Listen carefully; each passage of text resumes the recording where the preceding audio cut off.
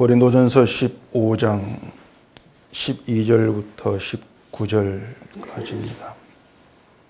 그리스도께서 죽은 자 가운데서 다시 살아나셨다 전파되었거늘 너희 중에서 어떤 사람들은 어찌하여 죽은 자 가운데서 부활이 없다 하느냐.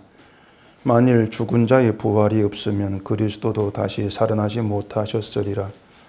그리스도께서 만일 다시 살아나지 못하셨으면 우리가 전파하는 것도 헛것이요 또 너희 믿음도 헛것이며 또 우리가 하나님의 거짓 증인으로 발견되리니 우리가 하나님이 그리스도를 다시 살리셨다고 증언하였음이라. 만일 죽은 자가 다시 살아나는 일이 없으면 하나님이 그리스도를 다시 살리지 아니하셨으리라. 만일 죽은 자가 다시 살아나는 일이 없으면 그리스도도 다시 살아나신 일이 없었을 터이요 그리스도께서 다시 살아나신 일이 없으면 너희의 믿음도 헛되고 너희가 여전히 죄 가운데 있을 것이요 또한 그리스도 안에서 잠자는 자도 망하였으리니 만일 그리스도 안에서 우리가 바라는 것이 다만 이 세상의 삶뿐이면 모든 사람 가운데 우리가 더욱 불쌍한 자이리라. 아멘. 기도하겠습니다. 우리 주 예수 그리스도께서 이 세상에 오시고 십자가에 죽으시고 부활하신 이 모든 사건 속에 담겨있는 하나님의 그 비밀의 내막이 어떠한 것인가 이 시간도 우리가 듣고 깨닫기를 원합니다.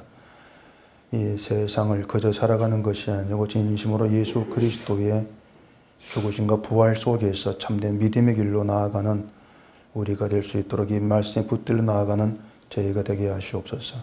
예수님 이름으로 기도합니다. 아멘. 15장에 들어와서 계속 예수님 부활에 대한 이야기를 듣고 있는데 생각보다 이 바울이 부활에 대한 이야기를 길게 하고 있습니다. 대개 기독교인들이 알고 있는 부활은 복잡하지가 않습니다. 간단합니다. 예수님 십자가에 죽으시고 부활한 것처럼 예수 믿는 우리도 나중에 죽은 뒤에 예수님이 재림하신 부활한다. 이게 기독교인들이 알고 있는 이제 부활의 내용의 전부다. 그렇게 얘기할 수 있을 겁니다. 그리고 여기에 이제 인간의 호기심 작동을 해가지고 부활의 몸이 이제 어떤 몸이냐, 또 지금 우리들의 몸과 같은 것이냐, 죽을 때 몸 그대로 부활하느냐, 다른 몸이냐, 이런 여러 가지 것을 이제 또 얘기하기도 하긴 하죠. 대부분의 기독교인들은 부활 문제나 또 어떤 몸이냐 이런 문제에 대해서 뭐 그렇게 큰 관심이 없습니다. 사실은 어떤 몸으로 부활하든지 간에 부활만 하면 된다. 대개 이제 이런 사고 방식으로 부활을 믿는다고 하는 그런 수준에 있다고 하는 게 맞을 겁니다. 이렇게 부활을 죽은 자가 부활하면 이것이면 됐다 이렇게 생각하는 사람들에게 이 부활에 대한 15장의 이 바울의 이 말은 사실 좀 지루하다는 느낌으로 다가오기가 쉽습니다.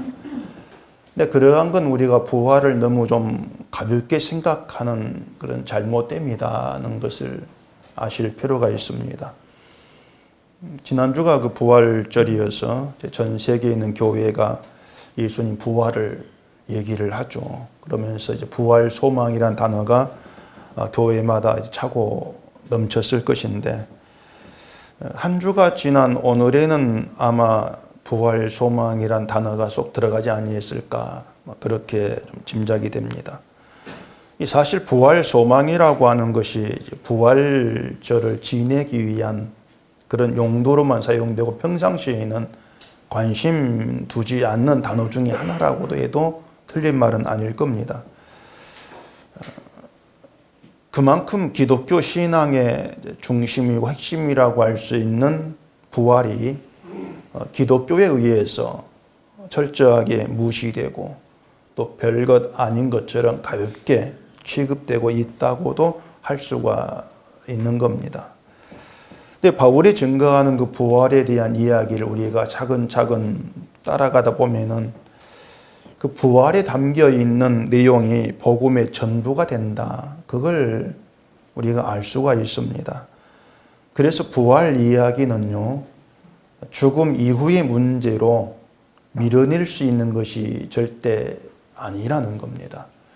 그걸 여러분들이 좀 잘 생각하셔야 됩니다. 부활 이야기는 죽음 이후의 문제로 밀어낼 수 있는 그런 게 아니다 하는 것입니다.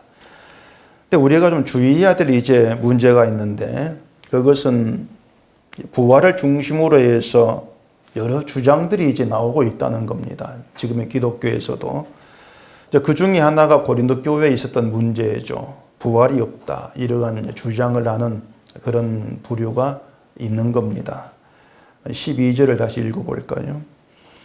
그리스도께서 죽은 자 가운데서 다시 살아나셨다 전파되었거늘 너희 중에서 어떤 사람들은 어찌하여 죽은 자 가운데서 부활이 없다 하느냐, 이런 문제가 있는 겁니다.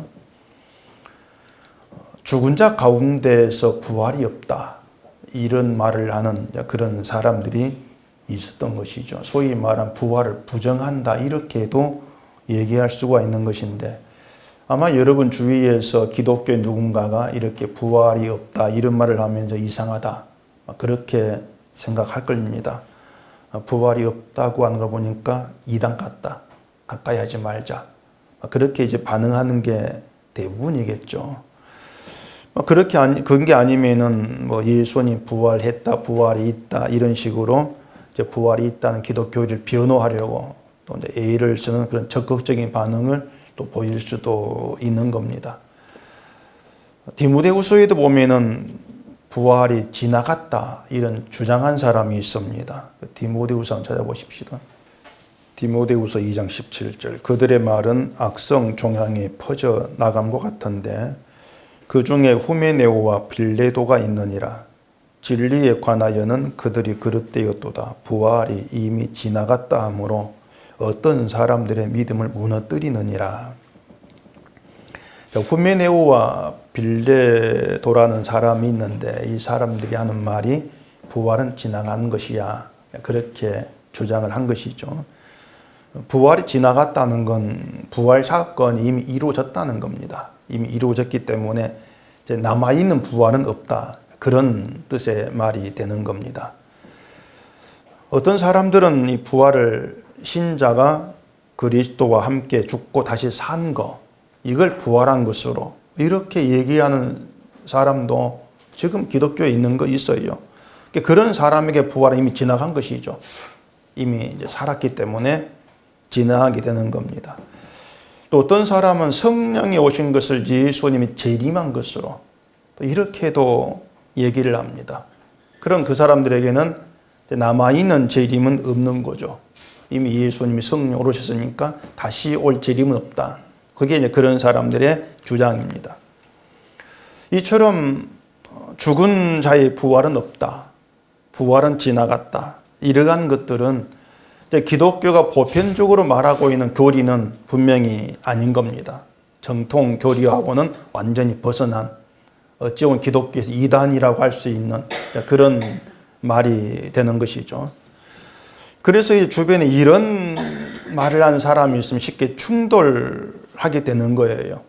부활은 없어, 부활이 지나갔어, 이게 무슨 말이냐, 예수님이 재림하신 부활이 있다, 이게 성경이야, 이렇게 그냥 설전을 벌이는 그런 경우도 있게 되는 것이죠.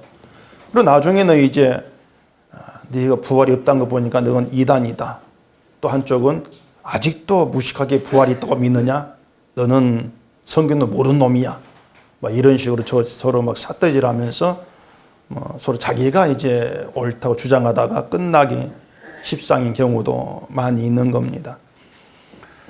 만약 바울이 그렇게 어떤 교리적인 시각으로 그런 방법으로 부활이 없다고 한 사람에게 상대를 했다면 바울이 할 말은 간단해요. 부활은 있어. 그러면 끝나는 거죠. 부활은 있다. 그렇게 오면 바울의 이 말은 좀 장황하다고 할 정도로 상당히 이제 길어요. 말이 길어집니다. 부활 있어 그러면 끝날 것인데 장황하게 얘기를 지금 하고 있는 것이죠. 여기서 우리가 이제 좀 짚고 넘어갈 문제가 있는데, 그것은 죽은 자 가운데에서 부활이 없다고 하면은 믿음이 없는 것이고, 부활이 있다고 하면은 믿음이 있는 것이 되느냐는 겁니다. 잘 생각해 보세요. 우리는 내가 알고 있는 내용을 기준해 가지고 또 자기 입장에서 믿음의 여부를 판단하는 경우가 굉장히 많이 있습니다. 죽은 자의 부활이 있다, 이렇게 믿는 사람에게는 부활이 없다고 말한 그런 사람들이 성경도 모르고 믿음도 없는 것으로 보일 거란 얘기예요. 다른 말이니까. 반대로 부활이 없다고 믿는 사람들은 또 생각이 다릅니다. 부활이 있다고 여전히 고집하는 것을 이 성경을 문자적으로, 전통적으로만 보는 것이야, 잘못된 것이야, 이렇게 또 판단이 나오게 되겠죠. 그런 걸 또 믿음이 없는 것으로 또 그렇게 서로 각자가 치부할 거란 말입니다. 아마 여러분 중에도 부활이 없다고 하면 큰일 날 것처럼 생각하는 분들이 있을지 모르겠는데, 제가 큰일 날 말을 한번 먼저 하고 시작을 하겠습니다. 부활이 없단 말은 아니니까 안심하시고, 제가 말하고 싶은 것은, 여러분께 드리려는 말은, 부활이 있다고 하든 없다고 하든 그것으로 믿음의 여부가 결정되는 건 아니라는 겁니다. 그걸 좀 곰곰이 생각해 보세요. 다시 말해서 부활이 있다고 해서, 그런 말을 한다고 해서 천국 가는 게 아니고, 부활이 없다는 주장을 한다고 해서 지옥 가는 건 아니라는 겁니다. 디모데후서에 아까 나온 후메네오, 빌레도처럼 부활은 지나간 거야, 남은 부활은 없어, 이렇게 말한다고 해서 지옥 가는 건 아니란 얘기입니다. 분명히 성경의 내용과는 다른 내용이죠. 부활은 분명히 있을 건데 지나가서 없어 이래버리면은 성경과는 다른 내용이기 때문에, 야, 저건 믿음이 없어, 판단될 수가 있는 것인데, 그런데 그 말 가지고 너 믿음 없다, 지옥 간다, 이런 판단이 안 된다고 하는 겁니다. 물론 바울이 부활이 지나갔다 함으로 어떤 사람 믿음을 무너뜨렸다, 이렇게 말은 하긴 했습니다. 근데 단지 부활이 지나간 것으로 얘기를 하면은 그렇게 믿음이 무너진다, 이러한 뜻은 아닌 겁니다. 부활이 지나간 것으로 믿는 것이 믿음이 무너지는 것이라면은 부활이 남아있어 아직, 이렇게 믿으면은 믿음이 굳거나 이런 뜻이 되겠다, 그 말이에요. 바꿔 얘기하면은. 그러니까 믿음이라고 하는 것이 그렇게 우리가 알고 있는 어떤 성경의 내용, 또 우리가 말하는 것, 이것 가지고 결정되고 판단되는 것이 아니라는 겁니다. 내가 말을 어떻게 하느냐, 어떤 말을 하느냐, 뭘 내가 알고 있느냐, 어떤 지식 갖고 있느냐, 이런 것으로 믿음이 있다 없다 이렇게 나누고 판단될 수 있는 그런 문제가 아닌 거란 얘기예요. 그런데 보면은 이 사람들이 자신의 말이나 상대방의 말에 너무 쉽게 사람을 판단해 버린다, 이런 생각을 좀 할 수가 있습니다. 내가 알고 있는 내용, 내가 하는 말이 옳고 성경적이고 이렇게 생각을 하고 있으면은 은연중에 이런 말하는 내가 옳다는 그런 기준을 생각하고 있는 겁니다. 그리고 상대방이 내 생각에 맞는 말을 하면은, 아, 그 사람 복음을 아는 사람, 믿음이, 이렇게 내 편으로 이제 끌어들이는 것이고, 내가 알고 있는 다른 말을 하면은 저건 잘못된 거, 믿음이 없는 거, 이렇게 이제 나누는 그런 반응을 꽤 우리가 쉽게 보이고 있는 거예요. 근데 그런 게 뭐냐면은 복음을 얘기하는데 복음을 넘어서고 있다는 겁니다. 우리가 복음에서 우리 자신을 생각하게 되면은요, 누구에 대해서든 판단할 실력이 없는 게 우리입니다. 누구에 대해서든 그 사람 믿음도 구원 여부도 판단할 그런 자격도 실력도 없는 게 우리예요. 믿음이 없다, 복음을 안다, 복음 모른다, 이런 판단을 할 수 있는 실력자, 자격자, 우리 중에 누구도 없습니다. 이렇게 말하면 그래 맞다 동의하겠죠. 동의하면서도 누군가하고 얘기할 때에는 나에게 그런 판단 실력이 없다는 걸 잊어버려요. 잊어버리면서 그래 저 사람 말이 내게 옳게 들리는데 내게 맞네. 이것 때문에 복음을 아는 당신 복음을 알아요. 이렇게 인정을 해버린다는 얘기죠. 그게 우리가 늘 범하고 살아가는 실수고 잘못됨이라는 겁니다. 그래서 이런 부분 때문에 제가 여러분께 늘 얘기하는 것처럼 여러분의 신앙을 목사에게 인정받을 이유가 전혀 없다는 것이에요. 그런 이유 때문에 제가 여러분 신앙을 인정한다 해가지고 천국 가는 건 아니지 않습니까? 제가 인정하는 것 때문에 천국 간다면 저는 다 인정해 줄 거예요. 마음이 좋아가지고. 근데 전혀 그런 일이 없어요.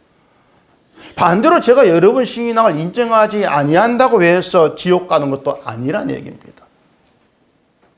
그런데도 목사에게 뭔가 신앙을 보여서 인정받고 싶어 한다면은 그건 목사에게 뭔가 잘 보여가지고 좀 득을 보기엔 노림수가 있다는 그런 것인데 제가 딴 게 모르겠지만은 은속교회에서 목사에 잘 보여가지고 득볼 아무것도 없습니다.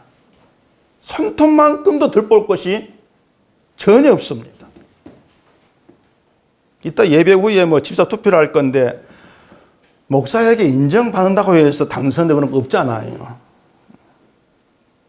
그래서 제가 여러분께 목사에게 인정받을 필요가 없다 이렇게 말씀을 드린 겁니다. 바꾸고 말하면은 저도 여러분께 인정받을 이유가 없어요. 저 사람 목사답구나 인정받을 이유가 전혀 없습니다. 그래 제 맘대로 합니다. 이게 전제되어야만이 그리스도 안에서 다만 십자가의 피로 만나는 그런 관계로 나아갈 수가 있는 거예요. 부활이 있다고 하든 없다고 하든 그런 건 의미 없는 것이에요. 의미 없다는 것은 이러도 돼 저러도 돼 이런 뜻이 아니고 부활이 있다 없다 이런 말 한마디로 천국의 여부가 결정되는 건 아니라는 겁니다. 그렇다고 해서 의미 없는 말이니까 듣고 넘어가자 이렇게 할 수도 없는 것이죠. 왜냐하면 바울이 이런 말을 했어요. 그 13절 보십시다. 만일 죽은 자의 부활이 없으면 그리스도도 다시 살아나지 못하셨으리라. 그리스도께서 만일 다시 살아나지 못하셨으면 우리가 전파하는 것도 것이요 또 너희 믿음도 것이며. 자, 바울의 말대로 하면은 부활이 없다면 예수를 믿는 믿음이 헛것이라는 말이 되지 않습니까? 그래서 바울은 부활이 없다고 하는 것을 굉장히 심각한 문제로 지금 다루고 있는 겁니다. 헛것이라 하니까 심각한 문제 다루고 있는 것이죠. 근데 말씀드린 것처럼 부활이 없다고 할 생각을 바꿔가지고 부활이 있구나 인정하면은 해결되는 그런 문제는 아닌 거예요, 지금.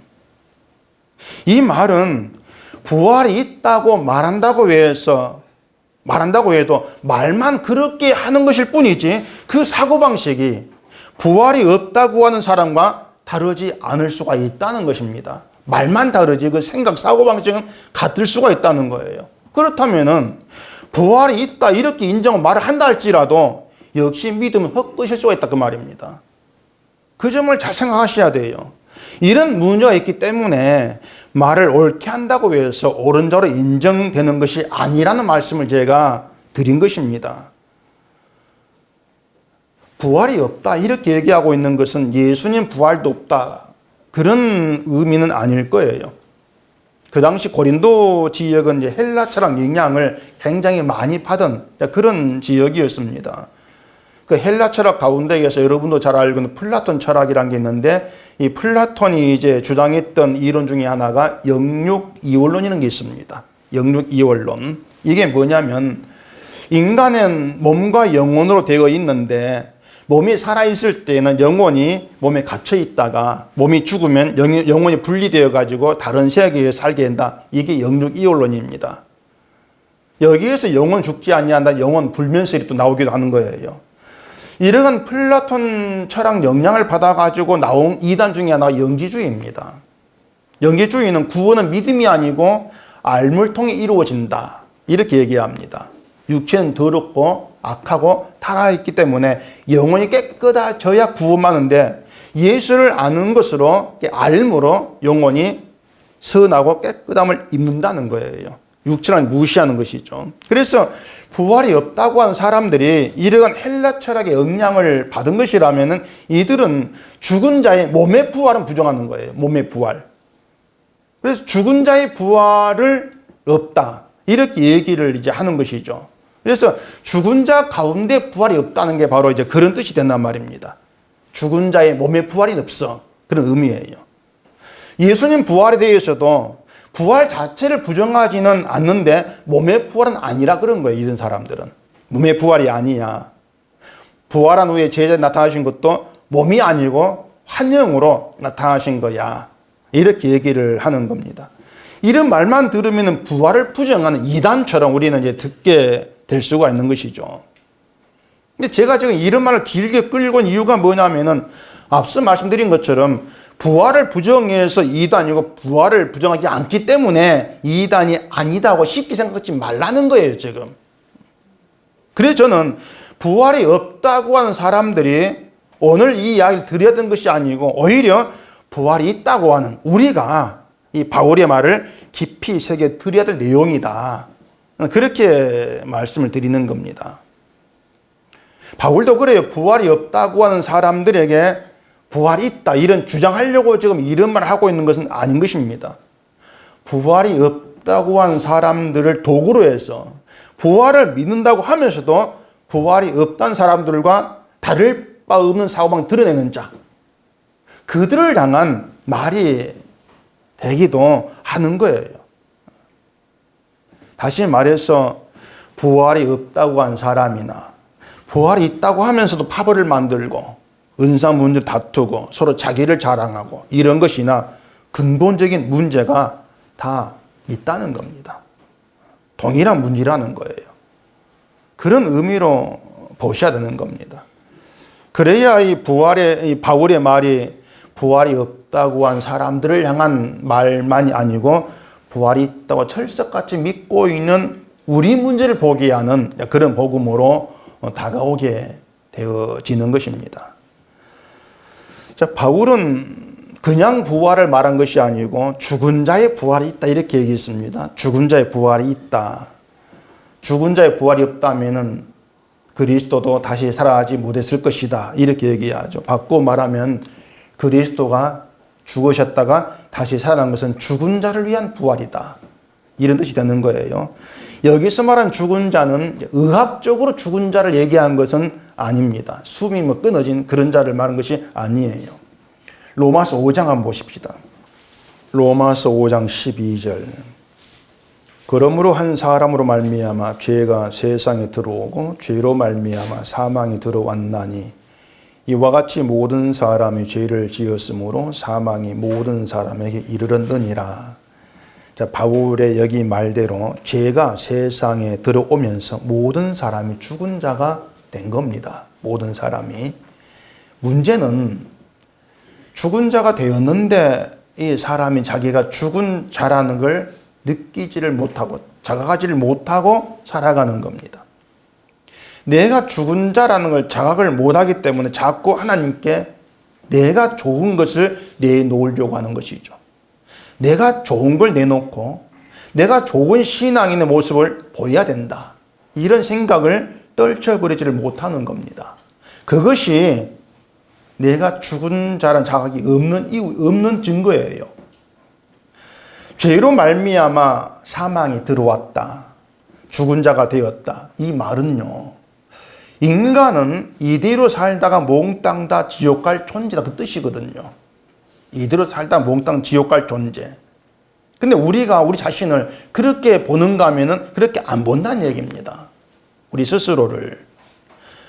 예수님이 죽은 자 가운데에서 다시 살아나셨다고 하는 건 이처럼 죄로 인해 죽은 자를 살리신 부활이라는 뜻이에요. 그런데 죽은 자 가운데서 부활이 없다고 하면은 그것은 내가 죽은 자라는 것을 모른다는 얘기죠. 그럼 이 사람 도대체 뭘 믿냐는 얘기예요. 내가 죽은 자인 걸 모른다면 그 사람은 뭘 믿는 것이냐? 죽은 자의 부활이 없다는 것은 내가 예수님 앞에서 죄인이라는 것, 죽은 자라는 것, 이런 고백과 인식이 없다는 것이거든요. 그럼 뭘 믿는다는 것이에요? 그럼 파벌을 만든 사람들, 이 사람들은 자기가 죽은 자라는 걸 인식하고 있다고 할 수가 있느냐? 그렇게 볼 수 없는 거예요. 파벌을 만든다는 것은 게바가 훌륭해, 아니다, 바울이 훌륭해, 사람을 높이는 것이죠. 사람을 정당히 보는 거예요. 게바도 바울도 죄로 인해 죽은 자입니다. 근데 그런 생각이 없는 것이죠. 그러기 때문에 파벌이 나오는 거예요. 그럼 그렇게 파벌을 만들면서 부활을 믿어? 이게 안 맞는 거예요. 정말 부활을 믿는다면, 죽은 자 가운데 부활을 믿는다면은 내가 죽은 자를 자각해야 되는 것이고, 내가 죽은 자를 자각한다면 게바도 바울 다 죽은 자란 얘기예요. 누구도 높임받을 사람이 없다는 얘기죠. 그런 가운데 자기 파벌은 없는 거예요. 나와질 수가 없어요. 그래야 부활을 믿는 거죠. 근데 마음껏 파벌 만들고 목사가 더 높고 무슨 신앙 좋고 분류하고 차별하고 이런 가운데 있으면서 부활소만 이건 안 맞다는 얘기입니다. 몽땅 헛짓거리 거짓이라 그 말이에요. 그래서 부활소만 말한다에 부활 믿는 것이 아닌 것이고, 부활이 있다고 내가 인정한다고 해서 부활 믿음이 아니다, 그렇게 말씀을 드린다는 얘기입니다. 내가 죽은 자임을 자각하지 못한 가운데에서 부활이 있다 100번처럼 말한다고 그게 무슨 의미라고 하는 것이에요. 그래서 말씀드린 것처럼 우리가 이 사람에 대한 판단을 너무 쉽게 한다는 생각이 많이 듭니다. 너무 쉽게 한다. 하는 말이 내가 알고 있는 거 다르면은 쉽게 복음 몰라 평가해버리고, 내 생각 맞으면 복음을 아는구나 평가해버리고, 근데 그걸 뒤집어 생각해보면 내가 복음을 알아, 그런 의미가 돼버린다는 얘기예요. 내가 복음 아는데 내 생각 맞는 말 하는 거 보니까 당신은 복음을 아는 것이네, 이렇게 되는 것이죠. 그것이 과연 자신을 죽은 자로 인식하는 것이냐, 그게 그렇게 생각해 보자는 거예요. 사람의 몸에 병이 있으면 증상이 나오지 않습니까? 고통이 있을 수 있고, 또 고통이 있을 때만 내가 병이 있구나, 이렇게 이제 자각할 수가 있는 겁니다. 근데 죄로 인해 죽은 자라고 하는 아무 고통이 없어요. 사는데 지장이 있는 것도 아니고 아무런 문제가 없지 않습니까? 그래서 죽은 자라고 하는 걸 실감하지 못하고 자각하지를 못하고 살아가요. 그러다 보니까 죄인이라고 하면서도 내가 죽은 자, 이걸 자꾸 이제 까먹어 버린다는 얘기입니다. 우리들 이야기죠. 사람이 죽은 자라고 하는 걸 자각하지 못하고 까먹어 버리면 어떻게 되겠습니까? 내가 할 수가 있다는 건 나오게 됩니다. 내가 할 수가 있고 내가 움직일 수가 있어. 움직일 수 있으니까 부지런히 내가 믿음이 일을 해야 돼. 그런 생각으로 이어지는 것이죠.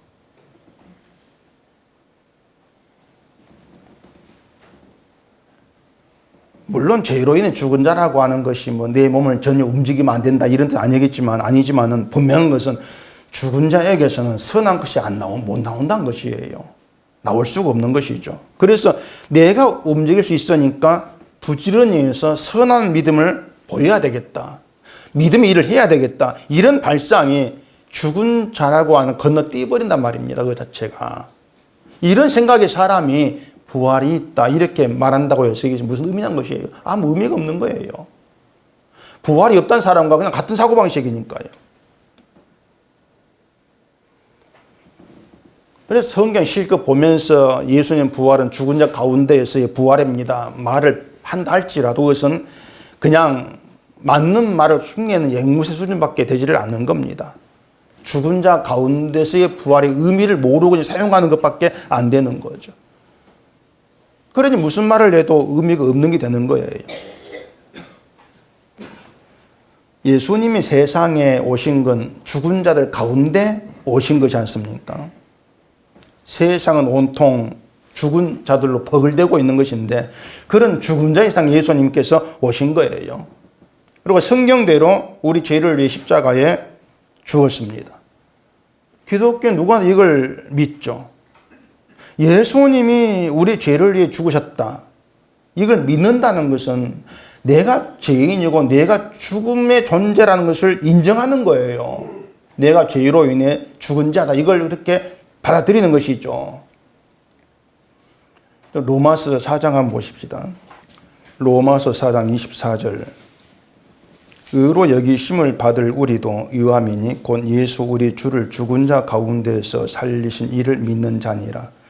예수는 우리가 범죄한 것 때문에 내줌이 되고 또한 우리를 의롭다 하시기 위해 살아나셨느니라. 자, 이 말씀대로 죄로 인해 죽은 자인 우리가 예수님 때문에 죄가 용서된 것이고 의로운 자가 된 것입니다. 이것이 예수님의 죽음과 부활로 인해서 우리에게 입혀진 혜택이에요. 주로 인한 혜택이란 말입니다. 이렇게 예수님으로 인해서 죄에서 건진받고 신자가 되었다면 이제 살아야 하는 이유는 예수 때문에 되어야 되는 것이죠. 살 이유가 그게 맞지 않습니까? 그래서 죽은 자의 부활이 없다면 그리스도 부활할 필요가 없게 되는 거예요. 그리고 바울이 전파 십자가의 복은 헛것이고 믿음도 헛것일 수밖에 없다는 얘기입니다. 죽은 자의 부활이 없다면은. 그 19절에 보면은 그러죠. 만일 그리스도 안에서 우리가 바라는 것이 다만 이 세상의 삶뿐이면 모든 사람 가운데 우리가 더 불쌍한 자이리라. 세상은 돈 없으면 불쌍하다 이렇게 하고 욥처럼 고난받으면 불쌍하다 하는데 바울은 예수 그리스도 안에서 바라는 게 세상에서의 삶 그것뿐이면은 복음을 전하고 복음 믿는 우리가 모든 사람 가운데 가장 불쌍하다 그렇게 얘기하죠. 바울이 말하는 것은 예수의 죽으심을 모르고 부활도 모르고 예수 안에 있으면 세상을 보고 있는 것 자체가 불쌍한 것이야. 이러한 뜻이 되는 거예요.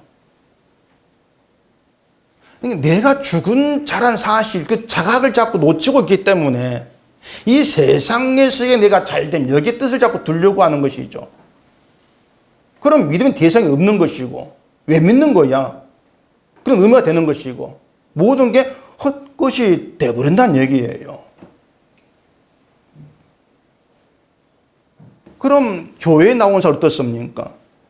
교회에 나오면 예수 죽으신다 안다, 부활도 안다 하냐, 불쌍하지 않느냐. 이것도 엄청 오해죠. 신자가 예수 안에서 바랄 것이 뭐겠어요? 예수 안에서 예수님의 죽으신가 부활밖에 없어요. 예수 안에는. 그것으로 감사하며 살아갈 수 있다면 그게 가장 복된 겁니다. 신자에게는. 예수 안에서 예수님의 죽으신가 부활로 감사할 수 있다면 그게 가장 복된 거. 그게 정말 신자됨이죠. 근데 예수 안에서 바라는 게 자꾸 세상만 쳐다보고 있는 그런 꼴이라면은 부활과 십자가 없이는 정말 가장 불쌍한 자야 나는 그런 의식이 있냐고 하는 거예요. 나에게 돈이 있다고 해도 예수의 죽음과 부활이 없으면 내가 불쌍한 자야. 그런 의식 가지고 살아가느냐고 하는 것이죠. 그러니까 우리가 내가 죽은 자라는 의식, 그 자각이 자꾸 사라지고 있으면은 예수의 부활과 십자가, 그 죽음과 십자가, 이게 내게 있어야 나는 삽니다. 이게 없으면 나는 가장 불쌍한 자입니다. 이런 자리까지 나갈 수가 없는 거예요. 늘 세상만 바랄 뿐이죠. 부활과 십자가 없다면 난 죽은 자일 뿐인데 결국 그런 나에게 돈이 있다고 해서 무슨 의미일까? 내가 불쌍한 자야. 그런 자가 가운데 있는 그런 사람이 진심으로 자기를 죽은 자로 본다는 의미가 되어진다는 겁니다. 그런 점에서 우리는 부활을 압니다, 믿습니다 말을 쉽게 할 수가 없는 거죠. 오히려 부활을 안 믿는 자다. 우리가 그렇게 볼 수밖에 없는 거예요. 그럼 우리가 뭐 하나 뭐 내놓을 게 뭐가 있냐 말이에요. 하나님 앞에서 내놓을 만한 거 아무것도 없잖아요. 그런 우리인데. 제가 성경을 풀이하고 설교하는 목사라고 해도 이게 제 것입니다. 내놓을 거라고는 아무것도 없습니다. 우리가 그런 점에 동일한 거예요. 도무지 내놓을 것이 아무것도 없는 대로 함께하고 있는 것이에요. 그렇게 나로부터 나올 것도 없고 내놓을 것도 없는 그걸 안다는 것이 하나님 무한한 은혜를 입고 있는 거죠. 그걸 안다는 것이. 늘 하나님께서 우리를 간섭하시고 우리에게 일하고 계시기 때문에 우리를 예수님의 죽으심과 부활인 십자가로 나를 끌어간다. 그런 은혜가 있어. 그 은혜에 끌려가고 있어. 그럴 때 내놓을 은혜밖에 없는 거예요. 그게 교회인 것이죠. 그래서 부활이 있다, 부활이 없다. 그런 말 가지고 싸울 이유가 없는 것이고요. 부활이 있다고 말한 나의 속에 들어있는 게 뭘까? 그럼 부활이 없다고 한 내 속에 들어있는 게 뭘까? 그러니까 내 속에 들어있는 거. 그게 뭔지를 늘 우리가 볼 수 있어야 한다는 것이죠. 그래서 내 말을 가지고 나를 옳게 보는 것도 아니고 그저 죽은 자일 뿐인 내가 예수 그리스도 인해서 의롭다함을 입은 그런 자리에 들어와 있을 뿐이라는 거. 그 속에서 주를 바라보는 그게 정말 신자의 복됨이라는 것입니다. 바울은 지금 그 얘기를 하고 있는 거예요. 만약에 부활이라고 하는 것이 내가 죽은 뒤에 부활하는 이게 전부라면은 예수님이 부활해야 될 이유가 정말 없습니다.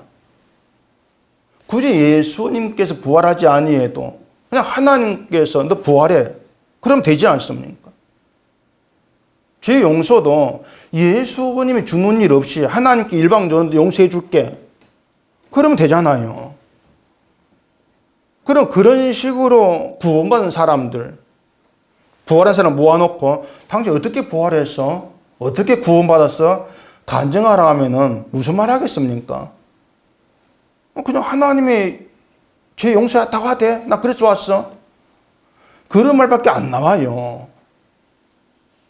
무슨 말이냐면은 하나님의 그 은혜와 사랑이 안 나온다는 얘기입니다. 예수의 죽으심과 부활로 내가 용서되었고 의롭다를 받았습니다. 그 주제의 십자가, 그 부활로 인한 의로움이 안 나오죠. 못 나오는 거죠. 나는 천국 들어와서 이것밖에 없는 거예요. 그래서 결국 모든 게 자기 위주로 돌아가버린다는 얘기입니다. 내 구원만 생각하는 거. 문제는 십자가와 부활로 증거된 하나님 은혜와 사랑이 없다는 거예요. 내가 천국 가는 거, 구원받는 거, 이것만 생각하다 보니까 어떻게 천국이 가능하게 되었느냐, 이러한 내용들을 덮어버리는 것이죠. 우리가 신자된 것은 내 뜻이 아니고 하나님 뜻이고 하는 부르심이에요. 우리를 신자 되기 위해서 예수 안에 있게 하시고 예수의 피로 용서하시고 부활하시고 의롭다 하셨다. 이 모든 것이 하나님의 뜻이죠. 그처럼 하나님의 뜻 안에서 되어진 십자가와 부활은 나를 영원히 살게 해줄게, 이런 의미가 아니고요. 하나님의 영광을 위해 나를 사용하겠다는 겁니다. 하나님께서 살게 하는 그날까지 예수님의 용서, 주의 부활로 인한 의로움, 그것만 잘하고 살아가라. 그걸 우리에게 맡겨 놓으신 거예요. 그 일 하라고 예수 안에 우리 붙들어 놓으신 것이죠. 근데 그런 예수 안에서 세상을 바라본다. 그럼 모든 것이 헛것이죠. 예수 안에서는 바라볼 건 주의 십자가와 부활밖에 없다. 죽은 자의 나를 살리고 의롭다 하신 그것만이 내 인생의 전부라는 늘 그런 자각들, 그런 믿음 가운데에서 예수의 부활, 죽으시 아니면 난 가장 불쌍한 자, 그렇게 자기를 바라봤을 때에 죽은 자 가운데 주의 부활이 우리에게 얼마나 복된 것인가를 알게 되어지는 겁니다. 그럴 때 부활은 그냥 말이 아니에요. 나의 삶이 되어지는 것이죠. 주가 전부라는 그런 길로 가는 그런 삶. 부활이 말이 아니고 이처럼 여러분 삶이 되어서 끊임없이 나와지기를 바랍니다. 기도하겠습니다. 우리 아버지 하나님, 성경을 펴놓고 읽는들, 외운들, 맞는 말을 한들, 중요한 건 내 속에 무엇이 있는가입니다. 예수님의 십자가 부활이 나의 속에 살아서 나를 정말 은혜의 자리로만 이끌어가는가를 바라보게 하시옵시고, 예수 안에서 내가 바라보는 건 무엇인가를 돌아보게 하셔서 진심으로 남은 여생 동안 나의 전부가 되시는 주만 높이는 저희가 되도록 해주시옵소서. 예수님 이름으로 기도합니다. 아멘.